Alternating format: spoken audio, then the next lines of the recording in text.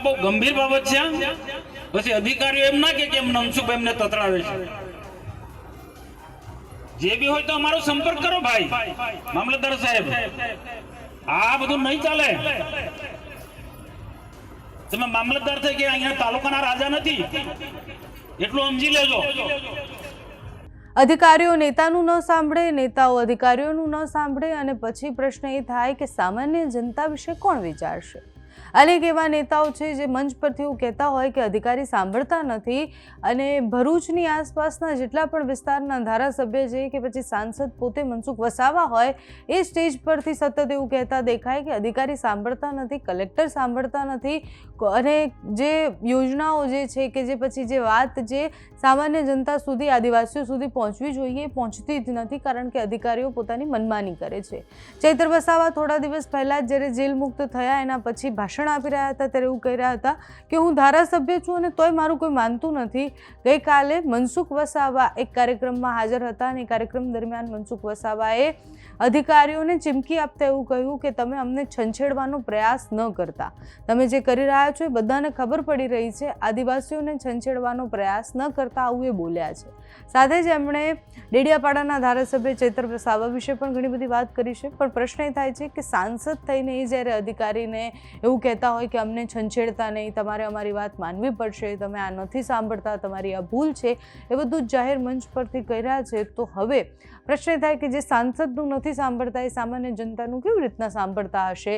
એ અધિકારીઓને ઘણી બધી વાત કહેતા એવું પણ કહી રહ્યા છે કે આદિવાસીઓને છંછેડશો નહીં, એમની સાથે જે કરી રહ્યા છો એ બધાને ખબર છે, એ બધું જ કરવાનું થતું નથી। અને મનસુખ વસાવા એ પોતાની જે છબી આદિવાસી નેતા તરીકેની છે એ વધારે સારી થાય, આદિવાસીઓને પણ ત્યાંના વિસ્તારના આદિવાસીઓને પણ એવું લાગે કે મનસુખભાઈ આપણા વિશે બોલી રહ્યા છે, એના માટે બોલી રહ્યા છે કે ખરેખર અધિકારીઓને ખખડાવવા માટે કે પછી અધિકારીઓની જે વર્તન, ત્યાંનું જે વર્તન છે એ સામે લાવવા માટે આ બોલી રહ્યા છે એ મનસુખ વસાવા જાણે। પણ એમને અધિકારીઓને જે ચીમકી આપી છે તે સાંભળીએ।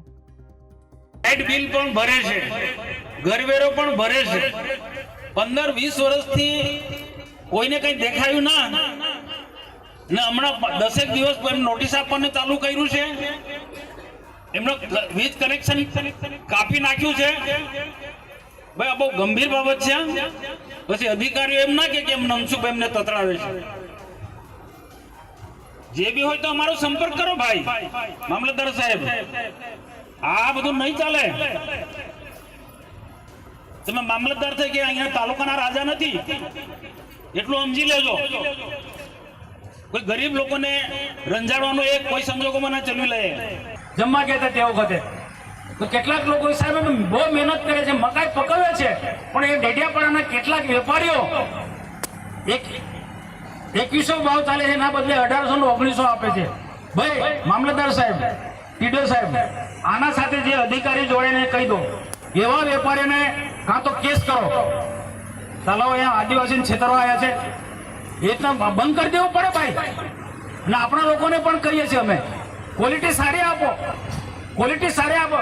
થોડી ઘણી ખામીના કારણે આપણે એનો ઓછો ભાવ મળે છે, આપણે પણ કાળજી રાખો કારણ કે એને પણ વેપાર કરવો છે। પણ ઈરાદાપૂર્વક કોઈ વેપારી કોઈ છેતરતો હશે કોઈ નાના ખેડૂતને તો કોઈ સંજોગોમાં અમે ના ચલવી લઈએ।